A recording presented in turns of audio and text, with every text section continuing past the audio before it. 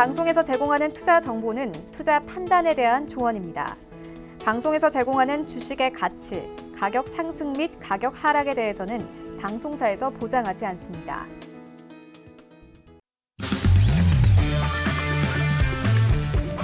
안녕하세요. 고수는 지금의 김성입니다. 고수는 지금 금요일 밤 함께하고 계십니다. 전일 뉴욕 증시는 혼조세로 마감했습니다. 미국 제조업 PMI가 10년 만에 하락세로 돌아서면서 장단기 금리 다시 한번 역전됐는데요. 이에 투심이 위축되면서 S&P 500과 나스닥 지수 하락 마감했습니다. 오늘 뉴욕 증시는 현재 하락세 보이고 있습니다. 중국이 미국산 제품 750억 달러어치의 관세 부과하겠다고 밝히면서 3대 지수 모두 현재 하방 압력 받고 있는 모습입니다. 자, 그리고 잭슨홀 미팅에서 제롬 파월 연준 의장의 발언 앞두고 있죠. 추가 금리 인하에 대해 어떤 발언을 내놓을지 주목하고 있는 상황입니다. 이에 대해 속보 나오는 대로 고수는 지금에서 전해드리도록 하겠습니다. 오늘도 1시간 동안 이 시간 함께 하시면서 알찬 정보들 얻어가시기 바랍니다. 고수는 지금 유튜브로도 함께 하실 수 있습니다. 유튜브 검색창에 서울경제TV 검색하시면 라이브 방송 보실 수 있고요. 또 실시간 채팅 참여도 가능합니다. 방송 보시면서 궁금한 점들 채팅창에 댓글 남겨주시면 저희 마스터가 방송 중에 답변해 드리도록 할 테니까요. 여러분의 많은 참여 기다리고 있겠습니다. 참고로 본 방송에서 제공하는 정보는 투자 판단에 대한 조언일 뿐 해당 상품의 가치와 수익률 보장하지 않는다는 점 기억해 주시고요. 고수는 지금은 자본시장통합법 준수하고 있습니다. 1:1 투자 상담과 유사수 신행위 그리고 무인가 영업행위 등 모든 불법 사항들 엄중하게 금지하고 있음을 알려드립니다. 네, 오늘 방송 양세동 마스터와 함께합니다.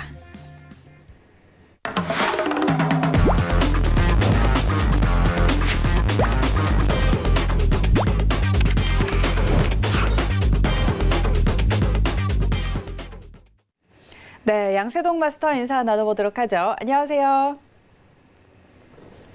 네, 안녕하세요. 양세동 마스터입니다. 네, 오늘 잭슨홀 회의가 있죠. 예, 이제 파월 의장의 연설이 있을 예정인데, 공교롭게도 고수는 지금 시간에 딱 걸쳐서 이제 잭슨홀 회의가 시작되었네요. 네, 속보 나온 대로 여러분들에게 조금 알려드릴 예정이며, 사실 잭슨홀 회의도 굉장히 중요하지만은, 다음 달 금리에 대한 방향성 여부를 언급할 가능성이 굉장히 높다고 생각을 합니다. 사실 2019년 9월 금리 인하 가능성 자체가 굉장히 높은 상황 내에서 파월의 어떤 발언 자체로 이제 확정적으로 드러날지 이 부분이 결정되는 구간이기 때문에 여러분들도 심도 있게 오늘 1시간 동안 고수는 지금 시청해 주시면 감사하겠습니다. 1시간 동안 잘 부탁드리겠습니다. 네. 잠시 후에 양세동 마스터와 더 자세한 이야기 나눠보도록 하고요. 오늘도 현재 선물시장 흐름들 먼저 확인하고 가도록 하겠습니다. 현재 미 본장은 장 초반에 낙폭은 조금 줄인 상태입니다. 선물시장 시세 확인하시죠. 먼저 미니 S&P 500부터 확인합니다. 0.27% 하락세입니다. 2,914포인트 지나고 있습니다. 다음은 나스닥입니다. 0.43% 하락세입니다. 7,677포인트 선에서 거래되고 있습니다. 다음은 크루드 오일입니다. 2.31% 하락세입니다. 54달러 7센트에 거래되고 있습니다. 다음은 골드 시세입니다. 0.4% 상승입니다. 1,508달러 선에서 거래되고 있습니다. 다음은 유로 FX입니다. 0.07% 약세입니다. 1.10970달러 지나고 있습니다. 네, 현재 선물시장 시세 전해드렸고요. 자, 그렇다면 외신 쪽에서는 오늘 어떤 이야기들 나오고 있는지 오늘의 헤드라인 뉴스 함께 확인하시죠. 중국 정부가 화웨이에 대한 미국 제재에 맞서 신뢰할 수 없는 기업 리스트를 곧 발표할 것이라고 중국 관영 매체가 보도했습니다. 중국은 국익을 훼손하기 위해 미국과 공모한 기업들이 주요 제재 대상이며 또한 홍콩 시위 사태를 간접 지원하거나 대만에 무기를 판매한 미국 기업 등도 포함될 수 있습니다. 이 리스트에 오른 기업은 중국 내 사업 허가 취소, 중국 시장 접근 금지 등의 제재를 받을 것이라고 전해졌습니다. 미국이 10년 만에 제조업 경기가 위축된 것으로 나타나 경기 침체에 대한 공포가 확산되고 있습니다. 시장조사 업체 IHS 마킷의 8월 미 제조업 구매관리 지수가 49.9로 발표되며 지난달 50.4보다 떨어졌는데 미국 제조업 PMI가 50 아래로 떨어진 것은 2009년 이후 처음입니다. 이는 미중 무역 전쟁이 장기화되면서 미 제조업이 타격받고 있는 것으로 분석되고 있습니다. 장단기 금리 역전 현상이 경기 침체를 부른다는 가설을 세운 경제학자 아르투로 에스트렐라가 최근 장단기 금리 역전이 3번 발생했다며 이는 확실한 경기 침체 신호라고 단언했습니다. 그는 지난 50년 동안 7번의 경기 침체가 발생했고 모두 장단기 금리가 역전됐다며 내년 하반기부터 미국 경제가 침체에 빠질 것이라고 전망했습니다. 독일 중앙은행 분데스방크가 경기 침체 가능성에도 재정 부양 정책이 필요하지 않은 것으로 보고 있다고 전해졌습니다. 분데스방크는 독일 GDP가 3분기에 0.1% 감소할 것으로 예상하고 있는데 이는 지난 2분기 0.1% 감소에 이어 2분기 연속 역성장하는 것으로 경기 침체로 간주할 수 있습니다. 한편 독일의 올라프 숄츠 재무장관은 경기 침체 시 550억 달러 규모의 경기 부양책을 고려하고 있다고 밝힌 바 있습니다.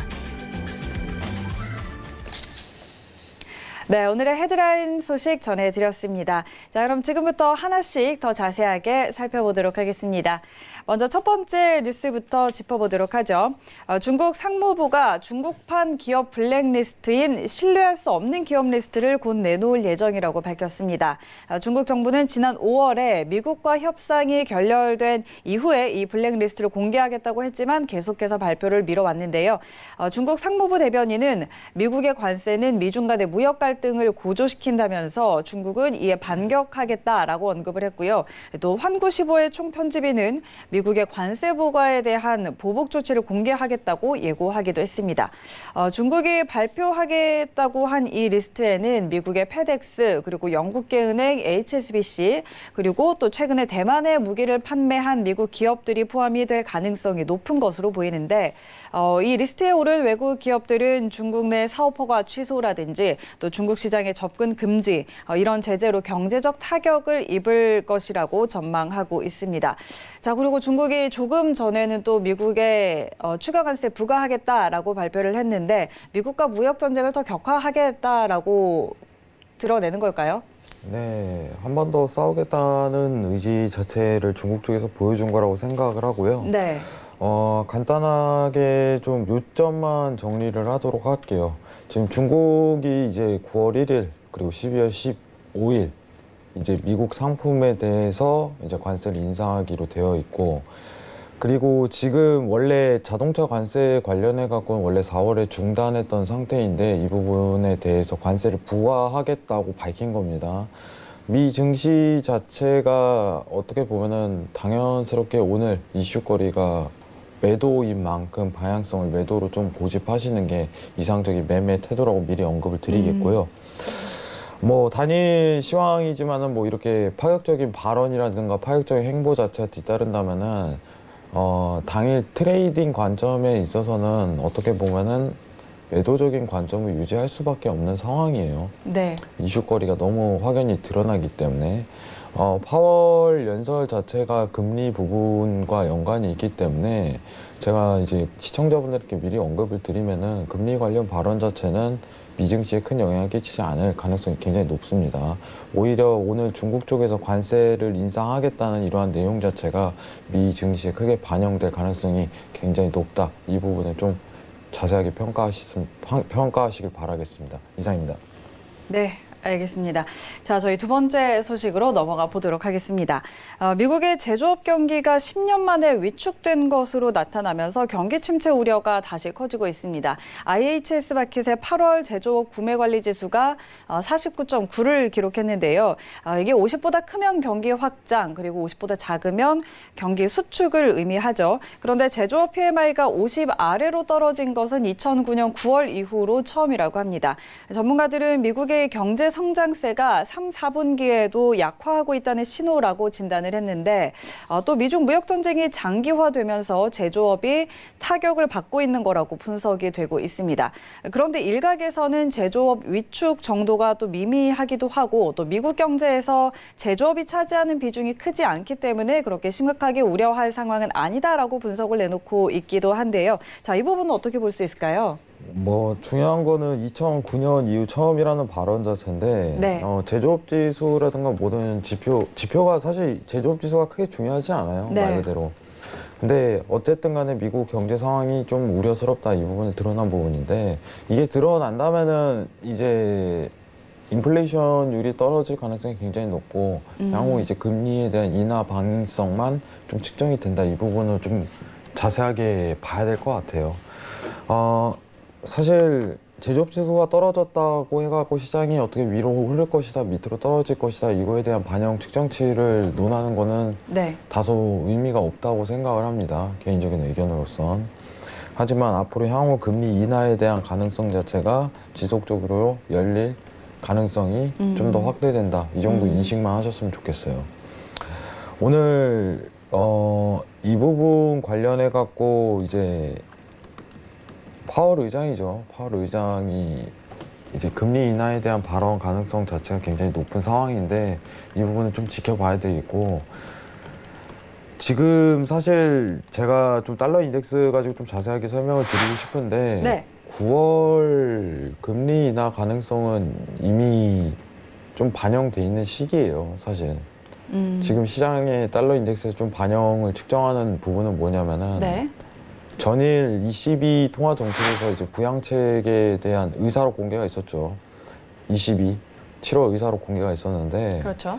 사실 그게 더 중요해요. 지금 상황에서는 이제 시장에 대한 반영 여부가 앞으로 뭐가 더 측정이 되냐 이 부분인데 제가 항상 언급드렸다시피 이제 ECB에서는 채권 매입 프로그램 자체를 진행한다고 이제 선전포고를 했기 때문에 네. 그게 시장에 대한 반영 가능성이 엄청나게 클 수 있습니다. 미국에 대한 금리 인하에 대한 발언 자체 가능성 자체는 크게 대두되지만은 어떻게 보면은 쉽게 설명드리면은 양적 완화에 대한 사이즈가 좀 달라요.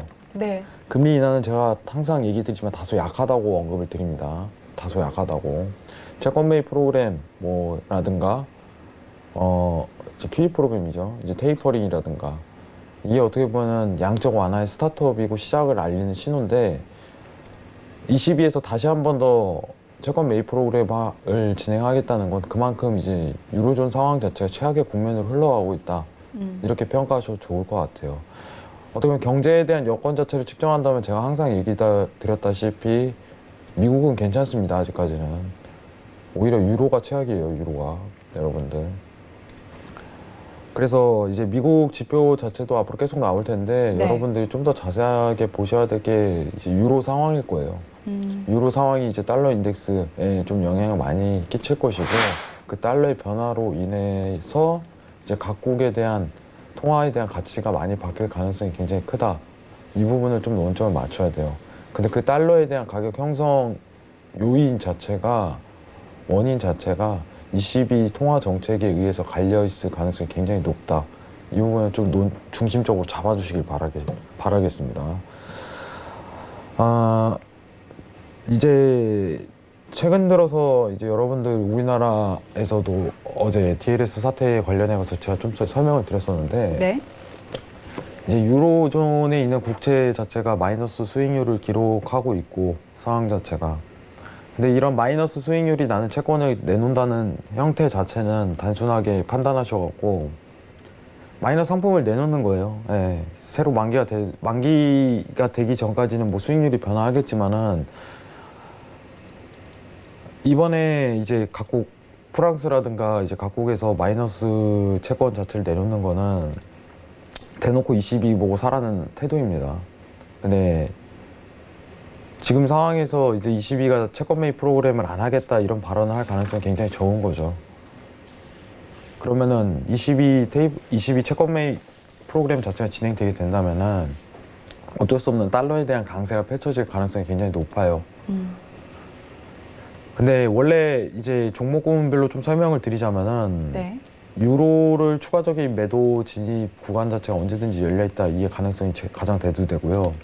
근데 달러 인덱스에 대한 어떻게 보면 디커플링 현상으로 좀 골드에 대한 변화를 측정하신다 이렇게 생각하신다면은 그 부분은 제가 좀 바꾸라고 얘기를 많이 드렸습니다. 원래 양적 완화라는 정책 자체가 ECB라든가 미국이라든가 뭐 주기별로 좀 순차적으로 이루어지는 이 관계에 의해서 조금 골드에 대한 변화율 자체가 디커플링을 이루는 건데 지금 상황은 전 세계가 양적 완화를 시도하고 있다는 근거 하에 이런 디커플링 자체가 이루어지지 않고 그냥 골드 자체가 계속적으로 우상향을 가리킬 가능성이 굉장히 높다고 평가하는 대목이 있었어요. 네. 이 부분 좀 중요하게 생각하시면 될 것 같고요. 뭐 중요한 거는 이제 미국 지표 자체가 나오겠지만은 사실 미국 지표가 외신 자체가 굉장히 자극적으로 뽑아야 되기 때문에 어쩔 수 없다고 생각을 해요. 이제 이제 공포 확산하면서 뭐 제조업 지수가 최악이다 뭐 이런 식으로 나오지만은 오히려 더 최악은 유로의 상황이다. 이 부분을 좀 더 팩트를 체크하셨으면 좋겠습니다. 유로가 완전 최악이에요, 네. 여러분들. 금리를 제로 금리에서 또 마이너스 금리로 내릴 가능성이 굉장히 높다. 이 부분이 평가할 대목입니다. 채권 매입 프로그램 금리 인하 한 번에 진행합니다. 유로존 국채도 마이너스 수익 국채를 상품을 내놓는 과정 중인 거예요. 여러분들 이 부분에 대해서 확실하게 이해하시길 바라겠습니다. 이상입니다. 네.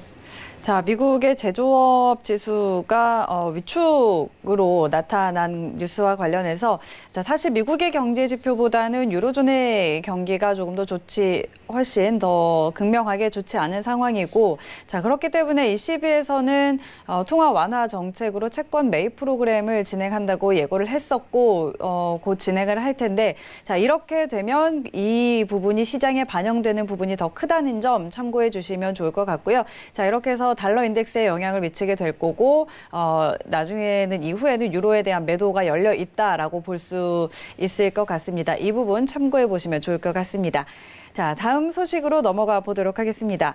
장단기 국채 수익률이 역전되면 경기 침체가 발생한다. 이런 이론을 만든 경제학자 아르투로 에스트렐라가 내년 하반기에 미국의 경기 침체 가능성이 높다고 전망을 했습니다.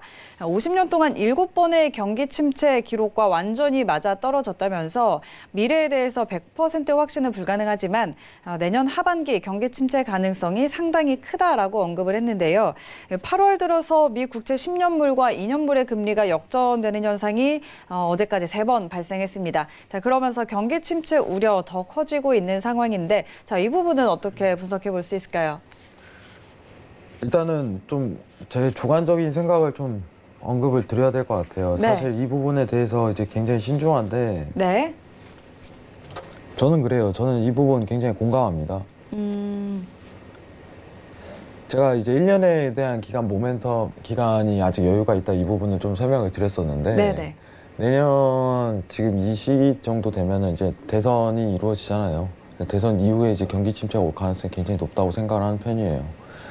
지금 역전 현상 자체가 펼쳐졌다고 해갖고 지금부터 이제 어떻게 보면은 금매도가 오냐 이 부분을 평가한다면 저는 아니라고 얘기를 드렸습니다. 항상 어떻게 보면 1년 그 이상에 대한 여유가 항상적으로 있었습니다. 그때까지 어떻게 보면 고가에 대한 갱신 자체가 지속적으로 이루어졌던 상황 자체가 계속적으로 연출됐었어요.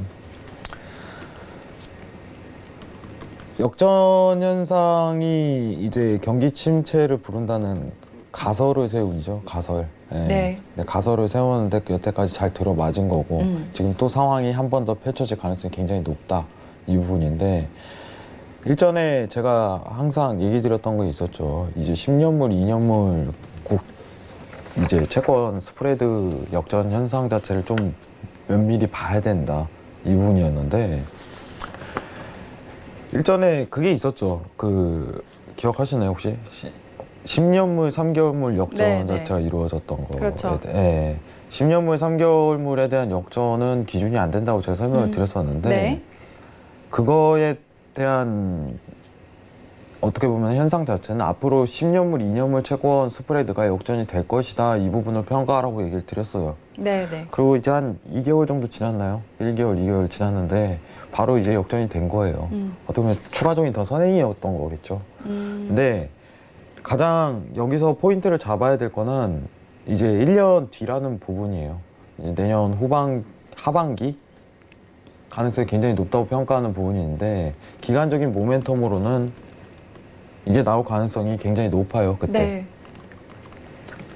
여러분들께서 좀 더 현명한 투자를 하시길 원한다면은 이제 개인적으로 채권 스프레드가 이제 제로 영역으로 완전히 침투가 들어간 다음에 뭐 인버스 상품이라든가 이제 어떻게 보면 공매도적인 상품 자체를 좀 선호를 하신다면은 지금 상황에서 내년 하반기 때 좋은 타이밍이 올 가능성이 굉장히 높다고 생각을 해요. 저는 이 부분을 굉장히 싫어해요. 여러분들도 아시다시피 꼭지점을 맞출 수는 없어요. 네. 항상. 여러분 이건 굉장히 위험한 발상이에요. 난 이 부분에 대해서 정확히 여기 터치하고 내려갈 거야. 이 부분보다는 어떤 현상 자체가 펼쳐진 다음에 이 부분이 고점일 가능성이 굉장히 높다. 이렇게 평가하는 게 오히려 낫다고 보고 있어요. 그러면 10년물 2년 채권 스프레드가 제로를 이제 제가 이제 두 번에 대한 왕복 랠리가 항상 펼쳐졌었다. 이 부분을 좀 강조드렸는데 아직 한 번도 제대로 들어가질 않았어요. 지금 오늘 이제 세 차례 이 부분이 나왔던 얘기는 네. 제대로 이제 제로 영역에 들어가질 아직 않았습니다. 이 부분에 좀 더 집중 있게 봐야 되고요. 제로 영역에 완전히 들어간 다음에 다시 한 번 더 역전이 이루어지고 다시 재역전, 그 다음 재역전이 이루어지면은 거기서부터는 이제 경기 침체가 오는데 항상 이 기간에 대한 모멘텀이 1년 이상 펼쳐졌었다. 그럼 내년 대선 이후에 경기 침체가 올 가능성이 굉장히 높다. 뭐 주식시장은 굉장히 불안정하겠죠. 근데 제가 이제 강연회 때 좀 재밌는 얘기를 한번 했었는데 여러분들 이거 여기 포인트까지 빠질 가능성이 굉장히 높아요 하면서 지금 굉장히 근데 그 멘트 자체가 자극적이기 때문에 방송에는 얘기를 할 수가 없어요. 근데 여러분들한테 제가 설명드렸던 게 그거였어요. 어떻게 보면은 주식이라는 상품 자체에서 그 기회비용이라는 내용 자체를 조금 얘기를 많이 했어요. 지금 여러분들 이게 만약에 제가 들고 있는 이 마우스 자체가 지금 단가가 10,000원이라면은 이 가격 자체가요 여러분들 나중에요 1,000원이 될 수 있고 100원이 될 수 있어요. 그럼 여러분들은 지금 10,000원에 살래요? 그때 1,000원에 살래? 100원에 살래요? 이 얘기를 했었어요. 뭐 너무 기본적인 내용이라 똑같겠죠. 예. 근데 저는 이거를요 지금 10,000원에 형성돼 있어도요 나중에 어떻게 보면 2,000원, 3,000원에 살 가능성이 굉장히 높다고 생각을 하는 상황입니다. 그러면은 그때까지 어떤 상황을 연출하는 게 가장 이상적인 태도인가요? 하고서 물어보신다면은 현금 확보했죠. 당연히 현금 확보했죠. 지금 상황에서는 현금 확보가 가장 유리한 게임일 가능성이 높아요. 이제 투자라는 명분을 좀 제시한다면은 여러분들한테 어떻게 보면 유리한 상황 자체를 제공할 가능성이 굉장히 높고 1년이라는 기간이 어떻게 보면 길으면 길다, 짧으면 짧다 이렇게 느낄 수 있겠지만은 저는 매우 짧은 시간이라고 보고 있습니다. 좋은 기회를 마련하기까지 딱 좋은 시간이라고 보고 있어요. 저는 여러분들이 이 시간 자체를 좀 좋게 활용하셨으면 좋겠어요. 시청자분들이. 나중에 이제 어떻게 보면 100원에 1,000원에 살 수 있는 기회가 생길 가능성이 굉장히 높은데 지금 10,000원에 사라고 하면 안 되죠. 그게 너무 당연스러운 거고 주식장 자체가 좋지 않을 거라는 거는 제가 작년부터 좀 평가를 드렸었어요. 네. 앞으로 주식장이 계속적으로 안 좋을 것이다. 2018년도 이제 제가 첫 번째 말씀드린 게 이제 6월부터 말씀을 드렸었는데 벌써 1년이 지났네요. 1년하고 좀 더 지났었는데 그때부터 이제 한국 증시가 왜 안 좋은지에 대한 부분을 자세하게 설명을 드렸었는데 결과가 그대로 드러나잖아요. 뭐 제가 맞췄다 이거를 강조 싶은 게 아니라 가능성이 굉장히 높은 상황이었어요. 연출 자체가.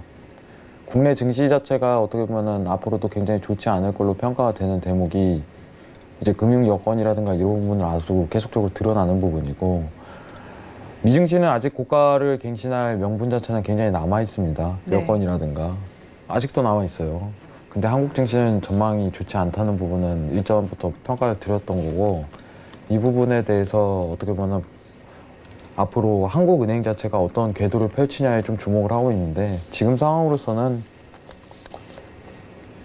뭐 그렇게 회복될 기미는 저는 없다고 보고 있어요. 예. 뭐 시장 상황도 이제 일본 수출 규제라든가 이런 부분으로 좋지 않게 평가가 되고 있는데, 제가 어떻게 보면 여러분들한테 좀 아쉬울 수 있겠지만은, 이제 서울경제 관련해 갖고 어떻게 보면 좀 이제 테이퍼링인가요? 출연을 조금씩 줄이는 네, 테이퍼링이라고 해야 되나? 그래서 이제 출연을 조금 다소 줄이는 상황이 됐는데, 네. 저는 여러분들이 좀 더 현명한 투자를 하시길 원해요. 이제 시장 상황에 맞게끔. 그럼 시장 상황이 어떻게 들어가는지는 여러분 스스로가 평가를 해야 돼요. 앞으로도.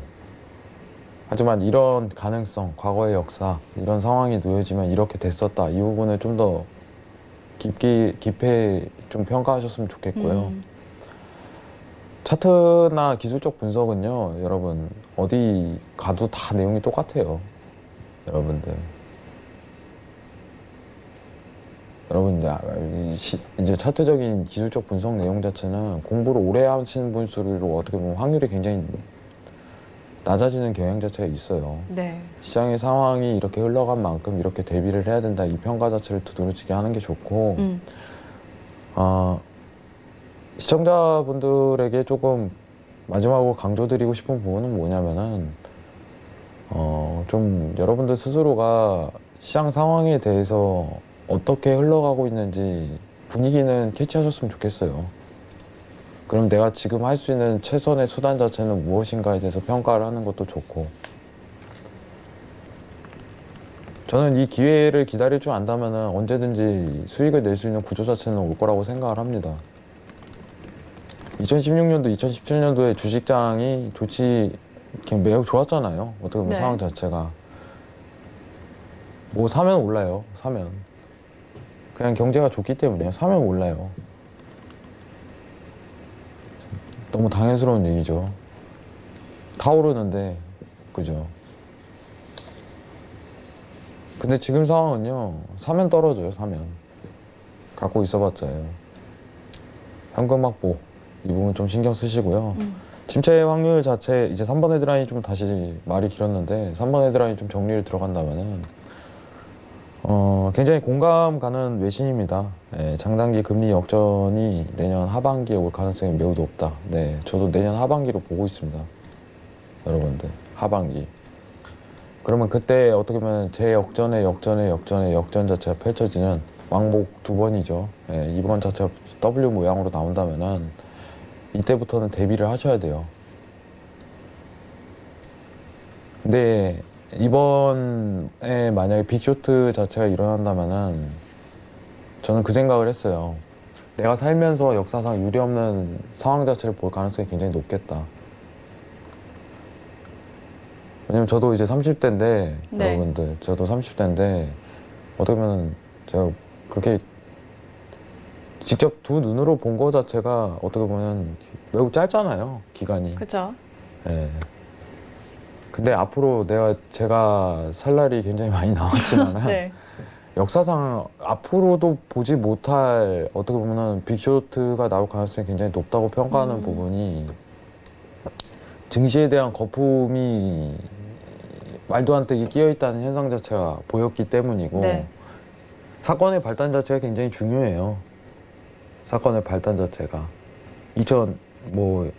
2008년에는 뭐 이제 MBS 채권 자체가 문제가 됐듯이 이번엔 뭐가 될 것인가.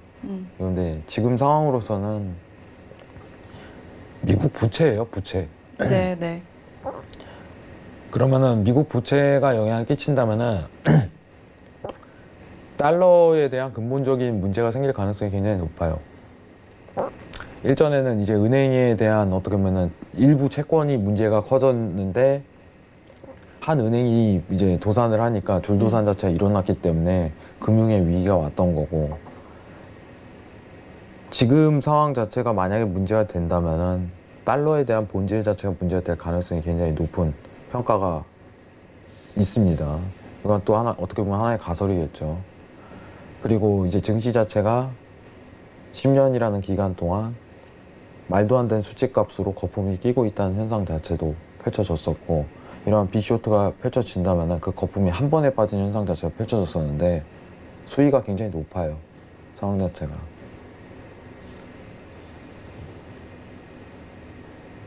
어떻게 보면 기회를 잘 살린다면은 좋은 타이밍 자체를 노릴 가능성도 높다고 생각을 해요. 좋은 상황 자체도.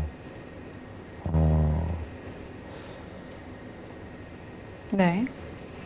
이제 영화가 있었죠. 이제 어떻게 보면 공매도에 대한 수의 계약을 맺어가지고 옵션 계약이죠. 예, 파생 상품을 일부러 은행과 맺어갖고 큰 수익 거두는 상황이 있었는데, 그런 상황은 안 먹힐 가능성이 높아요. 왜냐면 미국 쪽 은행에서도 한번 크게 당했기 때문에 지금 상황에서 여러분들이 최선의 선택 자체는 저는 어떻게 보면 현금 확보라고 미리 언급을 드리도록 하겠습니다. 네.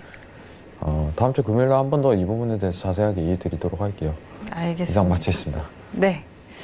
자, 저희 3번 헤드라인과 관련해서 조금 이야기가 길어지기는 했는데요. 미 국제 장단기 금리 역전 현상이 나타난 후에 한 1년 정도의 유예 기간을 두고 그 후에 침체가 나타날 확률이 높다라는 이야기를 했고, 자, 따라서 내년 하반기 정도에는 경기 침체가 나타날 수도 있다. 라는 의견을 좀 주셨습니다. 자, 그리고 채권 스프레드가 제로 영역으로 들어가고 이게 반복되는 역전이 일어나면 경기 침체의 가능성이 조금 있고 증시도 마찬가지일 것이기 때문에 투자의 관점으로 봤을 때는 현재 상황에서는 현금 확보가 가장 중요하다라는 이야기를 해주셨다는 거, 그 부분까지 챙겨보면 좋을 것 같습니다. 자, 마지막 헤드라인 소식으로 넘어가 보도록 하죠. 독일 중앙은행 분데스방크가 경기 침체 가능성에도 재정 부양 정책이 필요하지 않다고 보고 있다는 보도가 나왔습니다. 독일 국내 총생산이 3분기에 0.1% 감소할 것으로 예상을 하고 있는데요. 3분기에도 만약에 감소를 한다면 2분기에 이어서 2분기 연속으로 역성장이라고 합니다. 이렇게 경기가 침체할 수 있다는 점을 인지하면서도 재정 부양 정책의 필요성을 보고 있지 않다는 건데요. 자, 그런데 독일 재무장관은 550억 달러 규모의 경기 부양책을 마련할 수 있다라고 예전에 언급을 한 적이 있는데, 이 부분과 또 반하는 입장이기도 하죠. 이 부분은 어떻게 볼 수 있을까요? 사실 저희는 어떻게 보면은 거시적인 환경을 좀 더 면밀히 봐야 되기 때문에 네. 이 부분에서 좀 주목할 점은, 사실 독일이라고 하면은 사실 유로존에서 이거 여러분들. 네. 이게 경제적인 안정성이라든가 이 부분에 대해서 최고의 국가인데, 독일이 부양 정책이 필요하지 않다고 보고했다고 해서 이게 중요한 게 아니라, 독일이 부양 정책을 시도하려고 했던 것 자체가 굉장히 봐야 될 부분이에요. 여러분, 독일 자체가 부양 정책을 시도하려고 했었던 형태는요, 다른 국가는 어떻겠습니까? 유로존 상황에 있는. 여기서 이제 후반부에 나오는 경기 침체 시 550억 달러 규모의 경기 부양책을 고려하고 있다고 밝힌 바가 있었다. 이건데, 이게 좀 주목할 거예요. 제 기준에서는 저희는 거시적인 환경을 좀 봐야 되기 때문에 필요하지 않을 것이다. 0.1% 감소한다. 이건 중요하지 않습니다. 독일이 시도를 하려고 했던 것 상황 자체가 유로존에 대한 어떻게 보면 단면적인 상황을 얘기를 하는 거예요. 유로존 내에서 경기가 가장 좋고 경제에 대한 탄탄한 구조를 띈 나라가 독일이에요, 여러분들. 네. 유로존 내에서. 근데 독일마저 이런 상황을 펼친다는 거는, 여러분들 지금 미국 자체가 사실 이번 헤드라인에서 이제 제조업 경기가 안 좋습니다, 이게 아니라 독일은 진짜 최악 중 최악이다. 독일 정정했습니다. 유로존은 지금 최악 중 최악이다. 이 상황을 단순하게 대변하는 겁니다.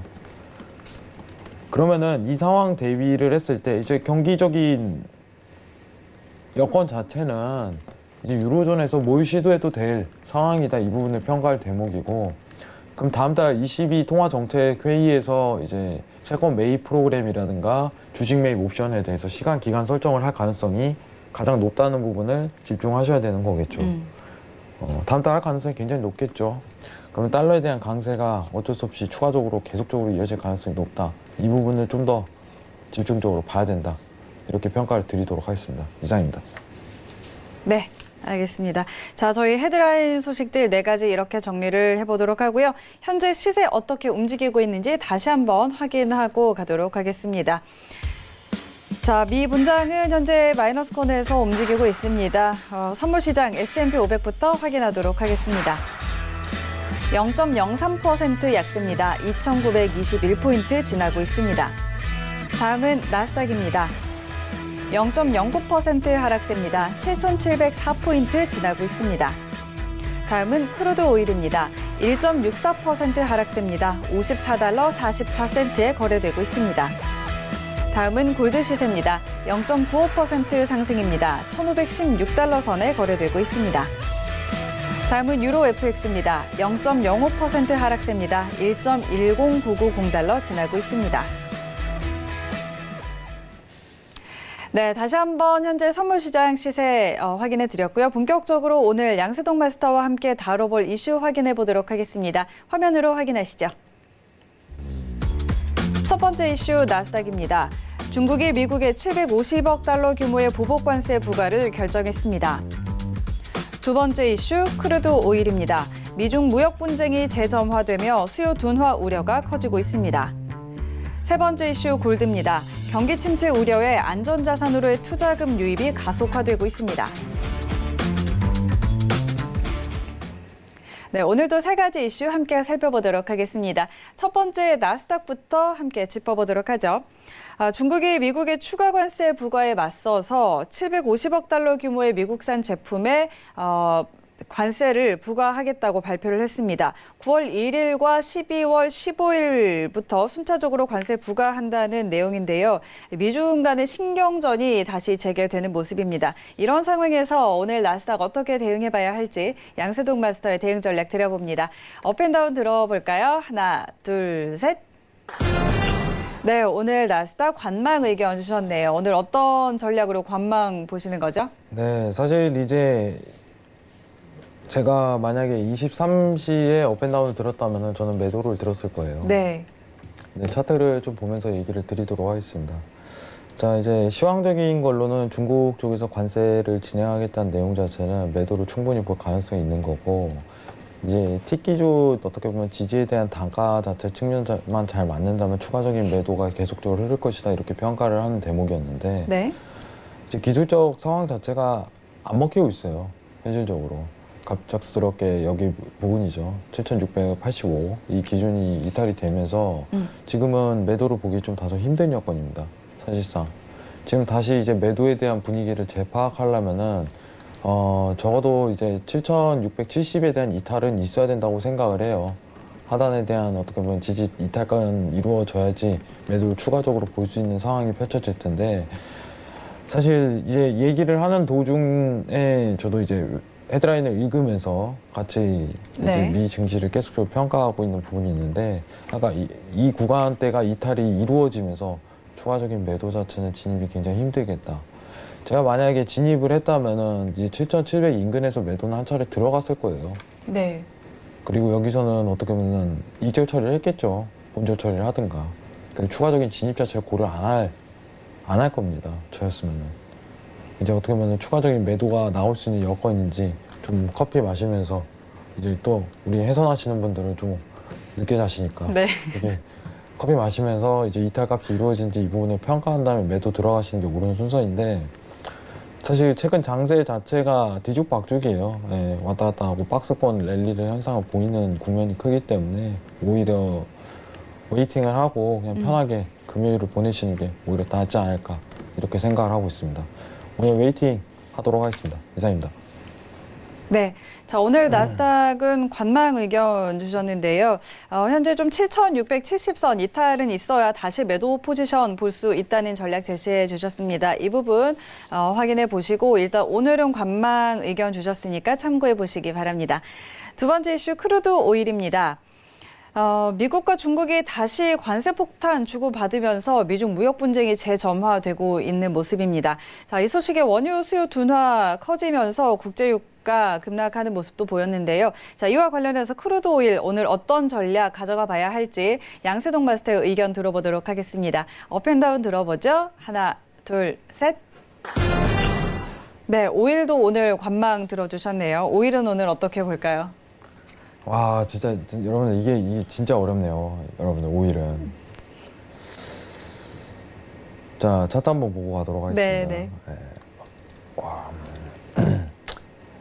자, 미증시가 어떻게 보면은 급매도가 펼쳐지면서 유가 자체가 지금 급매도살이 나오는 거는 이제 유가에 대한 커플링 자체를 굉장히 잘 이루고 있다는 단면적인 증거겠죠. 지금 상황 자체가. 네. 근데 지금 아까 나스닥 방금 이탈 보셨을 거예요. 그러면서 유가 자체도 반등을 이루는 국면인데 지금 미증시가 지속적인 상승이 나온다면은 저는 이 지지대 이탈이 있고 나온 다음부터는 매수를 보셔도 된다고 좀 평가를 드리도록 할게요. 자, 지금 정확하게 한 자리만 좀 측정을 하도록 하겠습니다. 짧은 네. 위치 값으로. 자, 54.70 매도 한번 볼 수 있고 손절을요 딱 열틱을 보유하세요. 손절 딱 열틱 54.80 지금 이 저항대로 한번 매도 위치값을 고려하는 건 나쁘지 않다고 생각을 합니다. 그리고 54.50 위치값에서 40에서 50 위치값이 온다면은 본절 이제 위치값에서 이절 구간을 한 틱 앞으로 두시고 그냥 지켜보시는 게 굉장히 유리한 포지션이 나올 가능성이 높아요. 지금 상황으로서는 54.75가 이탈이 온다면은 매수로 지속적으로 봐야겠지만은 한 차례 네. 저항을 받을 수 있는 구간대이기 때문에 지금은 매도로 보는 게 맞다고 보고 있어요. 네. 손절 라인이 굉장히 짧죠. 이 부분만 좀 평가하면 될 것 같고 손절 이제 여러분들 80, 85 되는 순간부터 손절 처리하시고 그 다음부터는 매수 위치값을 오히려 이제 스팬 하단 구간부터 보시는 그 상황 자체를 지켜보시는 게 낫다고 보고 있어요. 지금은 매도를 보는 공간이 맞습니다. 여긴 저항대이기 때문에 저항에 대한 포지션 자체, 손절에 대한 열틱 구간 이 부분만 보유하시면 될 것 같고요. 그리고 이절에 대한 구간 자체는요. 개인적으로 이제 54.30에 대한 이탈값이 이루어질 때 그때부터 좀 평가하시는 게 좋을 것 같아요. 여러분들한테 꼭 언급드리고 싶은 건 40에서 50 사이 온다면은 이제 한 틱 앞에 이절 처리 공간을 두시고 이제 54.30 밑으로 흐르시 그때부터 이절에 대한 구간을 보셔야 돼요. 네. 네, 저가 이탈은 안 나올 가능성이 높아요. 그렇기 때문에 이 구간 내에서는 매도 위치 값을 한번 보시라고 평가를 드리겠고요. 네. 지금 제가 웨이팅을 들까 이게 고민을 했어요, 사실. 네네네. 하다가 이렇게 딱 보는 게 지금 저항을 맞는지 체크하고 있었어요. 사실 네. 지금 실시간으로 나오고 있죠, 여러분들. 저항에 대한 구간이긴 한데 지금 이걸 좀 더 봐야 될 것 같은데 하는 생각을 가지고 있었기 때문에 제가 좀 망설였어요. 지금 그러다 웨이팅을 든 건데 지금 다시 이제 70에 대한 매도를 보라는 이유는 저항을 맞았다는 어떤 근거가 펼쳐졌기 때문에 이 부분만 평가하시면 될 것 같고요. 손절이 굉장히 짧은 구간이기 때문에 네. 한번 시도해 볼 만하다. 이 부분만 평가 드리도록 하겠습니다. 이상입니다. 네. 자, 일단 뭐 아까는 관망을 드셨는데 54.70에 매도 의견 주셨고 손절은 조금 짧게 54.80선 제시해 주셨습니다. 이 부분 참고해 보시기 바랍니다. 자, 세 번째 이슈 골드로 넘어가 보도록 하죠.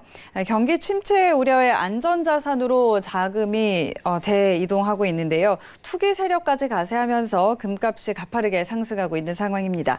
자, 올 들어서 금값 크게 급등한 상황인데 여기서 더 추가 상승 가능하다라는 이야기까지 나오고 있죠. 자, 현재 구간에서 골드 전략 어떻게 가져가 봐야 할지 양세동 마스터의 대응 전략 들어보도록 하죠. 업앤다운 들어봅니다. 하나, 둘, 셋.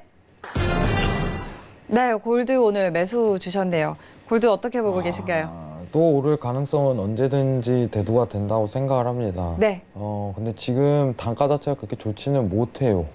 솔직히 얘기해드리면은 좀 좋은 위치값을 평가할 자리 자체를 측정을 한다면은 네. 이미 100T 가락 전이라고 좀 평가를 드리고 싶은 부분이 있는데 지금 상황에서 이제 매수 위치값을 한 번 더 보려고 시도를 한다면은 오래 기다려야 돼요. 못해도 이제 어떻게 보면은 한 3, 4시타액에 대한 눌린 구간이 형성돼야지 그때부터 이제 매수에 대한 단가를 좀 평가할 수 있는 위치값이 올 것이다. 네. 이렇게 보는 게 맞다고 보고 있고요. 추세는 매수로 계속적으로 날아갈 가능성이 오늘은 굉장히 높습니다. 근데 이제 단가 자체가 지금 상황에서는 이상적이지 못하고 1500 이제 10에서 20 구간이 왔을 때 그때 정정하겠습니다. 1520 구간이 왔을 때 그때부터 조금 단가 매수 위치 값을 고려하시는 게 오히려 지금 상황에서 더 낫다고 보고 있습니다. 좀 기다리다가 눌림장 한번 펼쳐질 때 그때부터 재매수를 고려하시기를 권유드립니다. 이상입니다. 네. 자, 오늘 골드는 매수 의견 주셨는데요. 추세는 계속 매수 추세가 이어지겠지만 현재 단가가 그렇게 이상적이지 못하다는 점 의견 주셨고 그렇기 때문에 지금은 조금 기다렸다가 1520 구간 왔을 때 매수 다시 한번 고려하는 게 낫겠다라는 전략 주셨으니까요. 이 부분 여러분 투자에 참고해 보시면 좋을 것 같습니다. 네, 지금까지 양세동 마스터와 함께 현재 이슈와 전략 짚어봤습니다.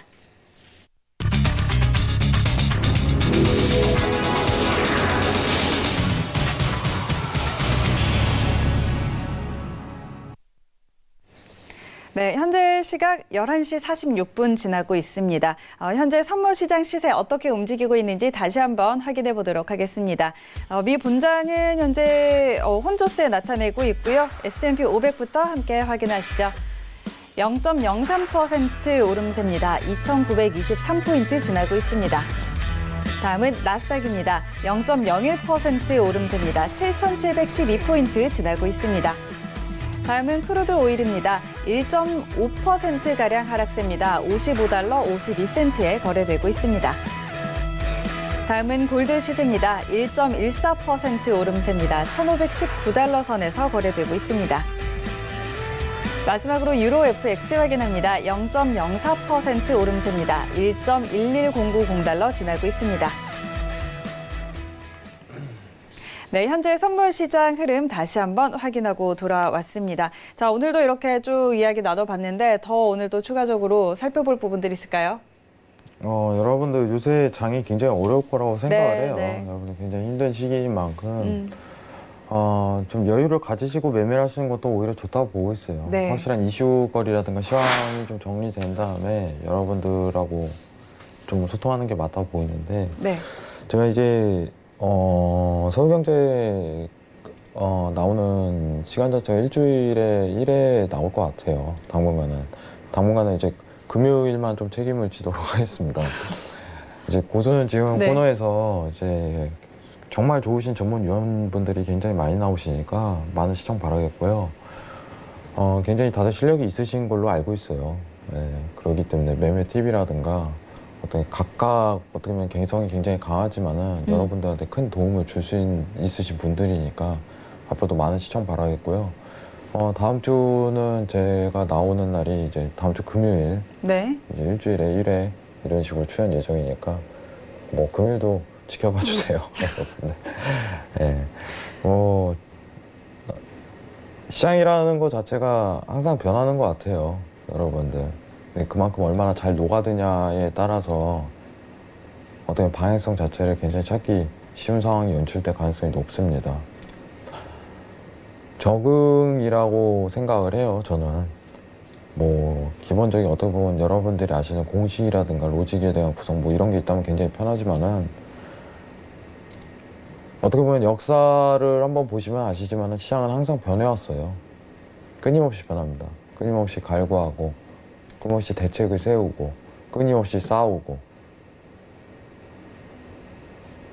그럼 어떤 가능성이 가장 대두되고 어떤 현상 자체가 펼쳐질 가능성이 가장 높냐를 측정하는 게 어떻게 보면 파생의 기본적인 구조인 것 같아요.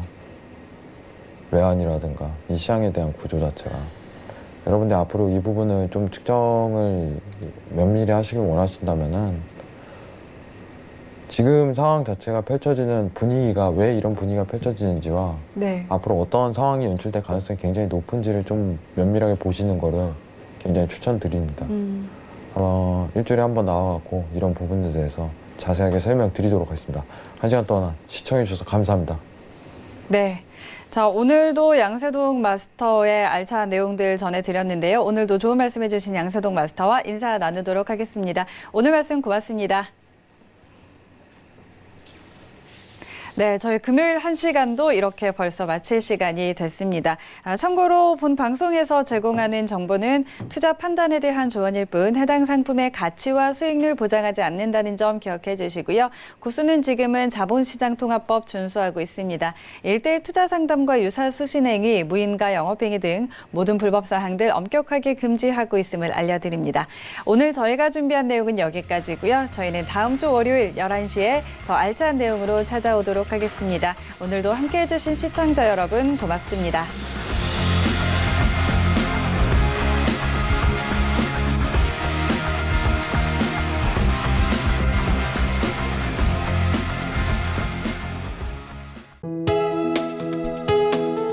본 방송에서 제공하는 투자 정보는 투자 판단에 대한 조언입니다. 방송에서 제공하는 주식의 가치, 가격 상승 및 가격 하락에 대해서는 방송사에서 보장하지 않습니다.